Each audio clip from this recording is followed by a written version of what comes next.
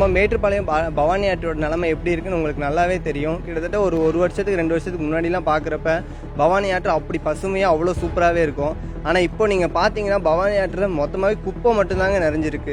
என்னங்க இது ஆறா இல்ல குப்பை மீடா? பாருங்க, இங்கே நிறைய குப்பையும் பிளாஸ்டிக் ஐட்டம்ஸ் மட்டும்தான் இருக்குதுல.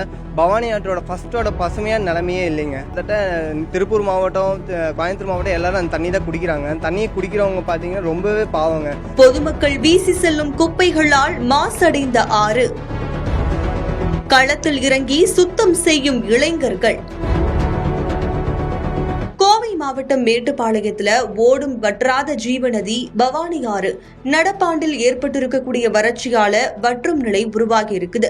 இதனால பவானி ஆற்றில் எங்கு பார்த்தாலும் சாக்கடை நீர், பிளாஸ்டிக் குப்பைகள்னு மேட்டுப்பாளையம் நகர பகுதிகளில் ஆறு கடுமையா மாசடைஞ்சிருக்குது. இது குறித்து பல்வேறு தரப்பினரும் சமூக வலைதளங்கள்ல போட்டோக்கள் மற்றும் வீடியோக்களை மட்டும் போட்டுவிட்டு கடந்து செல்லும் நிலையில 4 இளைஞர்கள் ஒன்றிணைந்து களத்தில் இறங்கி அந்த குப்பைகளை சேகரிச்சு அப்புறப்படுத்தும் பணியை தொடங்கி இருக்காங்க.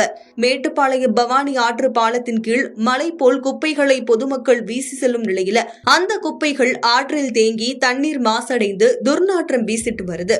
சாலையில் செல்லும் அனைவரும் கண்டும் காணாமல் போகும் நிலையில 4 இளைஞர்கள் இன்று அதனை ஆற்றில் இறங்கி சுத்தம் செய்து வருவதற்கு பொதுமக்கள் பாராட்டு தெரிவிச்சிருக்காங்க.